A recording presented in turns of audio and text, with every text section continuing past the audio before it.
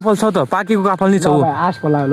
पाकेको काफल नपाएको रिसमा उहाँ चाहिँ चुर भइसक्नु भएको थियो भन्दै हुनुहुन्थ्यो म यो जङ्गल नै सफा पारिदिन्छु तर मैले धेरै सम्झाएपछि उहाँ शान्त हुनुभयो जे भयो नि फाइनल्ली अलिकति काफल भेटायो तर हामी सन्तुष्ट चाहिँ थिएनौँ किनभने त्यो सबै काफल अमिलो अमिलो थियो किनभने राम्रो जति सबै काफल पानीले झारिसकेको रहेछ हामीले त्यही काफल भयो नि खायौँ रमाइलो गऱ्यौँ अनि दिदीले चाहिँ त्यही बेला मलाई टन्नै काफल ल्याएर दिनुभयो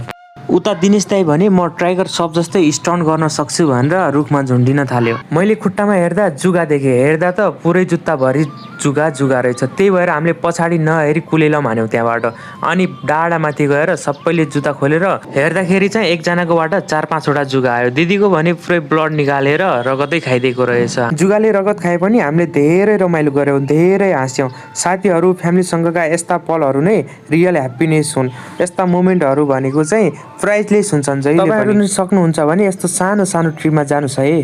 सुन एउटा कुरा भन्न चाहन्थे म र तिमीलाई कसरी मनलाई बोलामा सम्झाउने एकछिन गीत गाएर त्यहाँबाट हामी निस्क्यौँ यो भनेको सिडी चाहिँ होइन यो पानी पास हुने बाटो हो अनि हामी नजिकैको होटलमा गएर बस्यौँ कस्तो भयो यता हाम्रो पार्कतिरको घुमघाम रमाइलो भयो रमाइलो भयो तपाईँलाई कस्तो लाग्यो सर